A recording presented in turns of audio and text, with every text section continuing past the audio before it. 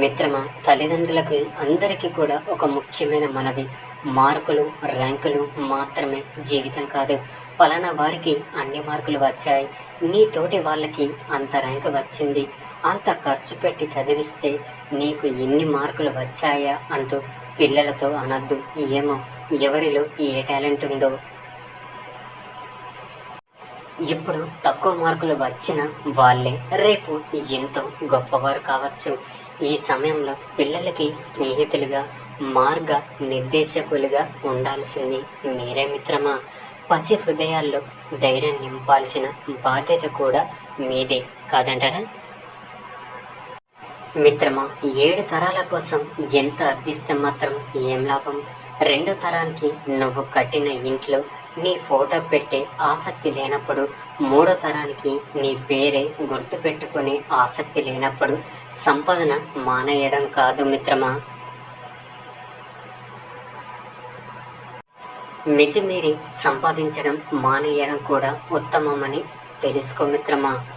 అరవని కుక్కలు ఉండవు, విమర్శించని నోరు ఉండదు, ఈ 2 లేని ఊరే ఉండదు. మన పని మనం చేసుకుంటూ పోవడమే. అర్థమైందా మిత్రమా? నేలను నాశనం చేసేవాడు నింగికి ఎదుగుతున్నాడు, అదే నేలని ప్రేమించేవాడు ఆ నేలలోనే కలిసిపోతున్నాడు. విచిత్రం కదా మిత్రమా.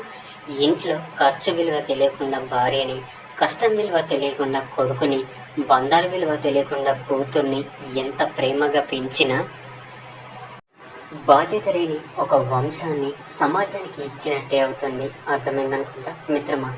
ఎప్పుడైతే నువ్వు ఈ క్షణం ఉన్నది ఉన్నట్లుగా స్వీకరిస్తావో అప్పుడు బాధ మరియు అంతర్వదం ఆగిపోతుంది.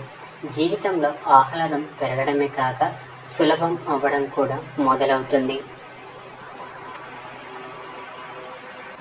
మనిషి శరీరాన్ని ధరించినప్పుడు సాక్షాత్తు భగవంతుడైనా సరే బాధని అనుభవించి తీరాల్సిందే మిత్రమా. అందుకే దృష్టి బాధలపై ఉంచకుండా పరిష్కారంపై ఉండాలి.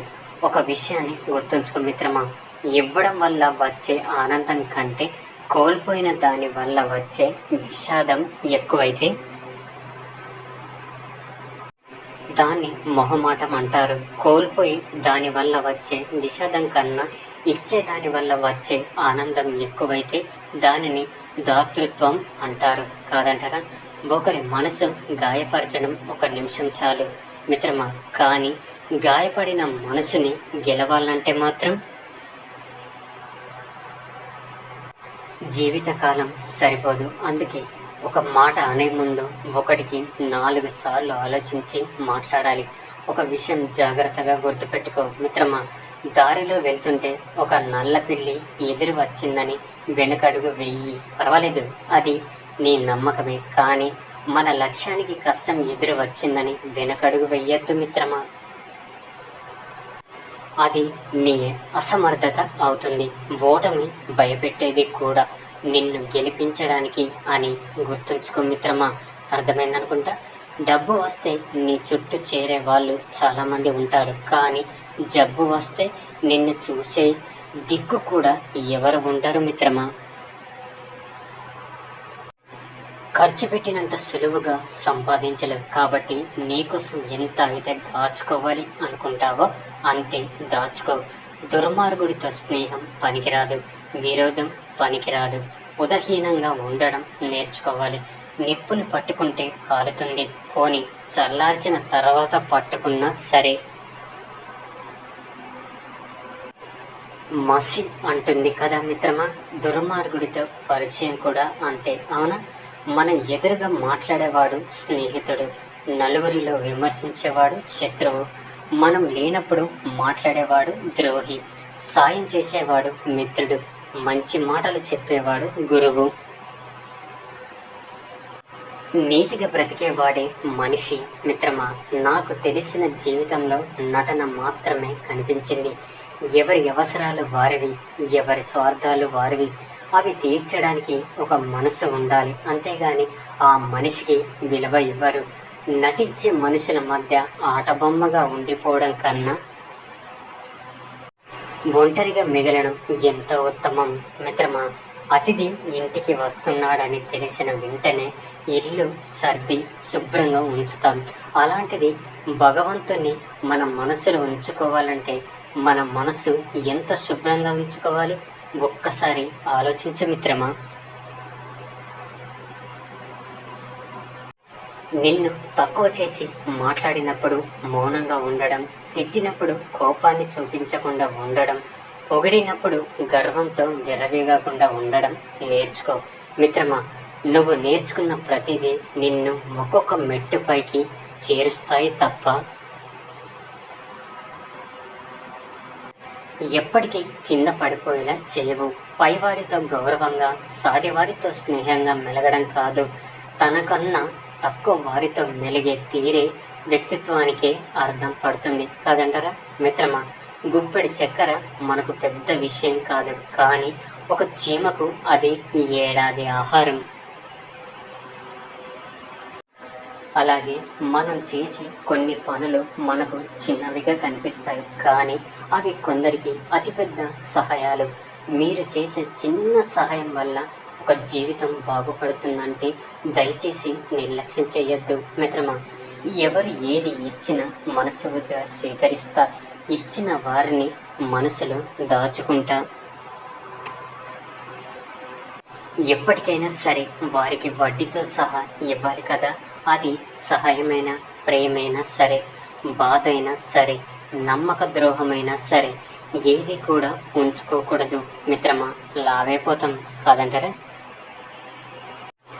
ఓటమి లేని వారికి అనుభవం రాదు, అనుభవం లేని వాడికి జ్ఞానం రాదు.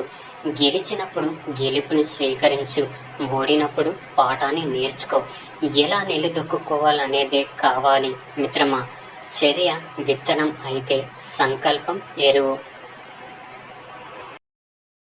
ప్రతిరోజు నీళ్లు పోయడం అలవాటు మనకు పెద్దదైతే ఆ చెట్టే క్యారెక్టర్, అది గెలుపు అనే ఫలాన్ని, సంతృప్తి అనే ఫలితాన్ని ఇస్తుందని గుర్తుపెట్టుకో మిత్రమా. ఒకరికి మేలు చేసి ఎప్పుడు కూడా జ్ఞాపకం పెట్టుకోవద్దు, కానీ ఒకరు మనకు మేలు చేసినా సరే ఎప్పటికీ కూడా మర్చిపోవద్దు. మనసులో ఎన్నో అనేసుకుంటాం, ఎదురుపడితే అడిగి కడిగేయాలని. తీరం ఎదురుపడ్డాక ఏమీ ఉండదు. బాగున్నారులే సాధారణ సరదా పలకరింపు తప్ప. అపార్థం కలిగినప్పుడే బంధం నిలబడుతుంది మిత్రమా. ఏడుపు పరిచయమైనప్పుడే నవ్వు విలువ తెలుస్తుంది. కష్టాన్ని ఎదిరిస్తేనే సంతోషం మన వశమవుతుంది. బాధ ఉన్నప్పుడే భవిష్యత్తు బాధ్యతగా మారుతుంది. సమస్య తలెత్తినప్పుడే మన సామర్థ్యం బయటపడుతుంది. చిరునవ్వుతో సమస్యలు ఎదిరించి ప్రేమగా పరిష్కరించు మిత్రమా. జనం ఎంత సులభంగా మనల్ని పొగుడుతారో అంతే సులభంగా నిందిస్తారు కూడా. కాబట్టి నింద పొగడ్తలను పట్టించుకోకుండా మామూలుగా జీవించడానికి ప్రయత్నించాలి మిత్రమా. ఒక విషయాన్ని చెప్తాను, గుర్తుంచుకో మిత్రమా. రావణ రాజ్యంలో ఉండి కూడా విభీషణుడు చెడిపోలేదు. రామరాజ్యంలో ఉండే కూడా కైకేయి బాగుపడలేదు. అందుకే మనం ఎక్కడున్నాం అనేది ముఖ్యం కాదు, మన స్వభావం ఎలా ఉన్నది ఉంచుకున్నాం అనేది ముఖ్యం కదా. మనిషికి దీపం అన్న కావాలి, అర్థం అన్న కావాలి. ఒకటి వెలుగునిస్తుంది, మరొకటి దారిని ప్రతిబింబిస్తుంది. ప్రతివారు దీపం కాలేకపోవచ్చు, కానీ అర్థం కాగలరు. మనకు తెలిసిన జ్ఞానాన్ని మరొకరికి పంచడమే జీవితం మిత్రమా. సంపాదించడం అంటే కేవలం డబ్బే కాదు, మనుషుల విలువ కూడా సంపాదించాలి. కష్టాల్లో ఉన్నప్పుడు మనల్ని గట్టెక్కించే వాళ్ళని సంపాదించాలి. బాధలో ఉన్నప్పుడు ధైర్యాన్ని నింపే వారిని సంపాదించాలి మిత్రమా. అర్థమైందనుకుంటా మిత్రమా. మిమ్మల్ని చూసి ఇష్టపడే అమ్మాయి తప్పకుండా ఈ 2 పనులు కూడా చేస్తూ ఉంటుంది. 1, మిమ్మల్ని చూసి సిగ్గుపడుతుంది. 2, మీరు ఆమెను చూస్తున్నారో లేదో అని గమనిస్తూ ఉంటుంది కాదంటారా మిత్రమా. ఏ సూక్తిలో ఏ సూక్తి నచ్చిందో కామెంట్ చేయండి. ఈ వీడియో కనుక నచ్చినట్లయితే లైక్ చేసి మరిన్ని వీడియోస్ కోసం మన ఛానల్ని సబ్స్క్రైబ్ చేసుకొని మాకు కొంచెం సపోర్ట్ చేయండి. ధన్యవాదములు.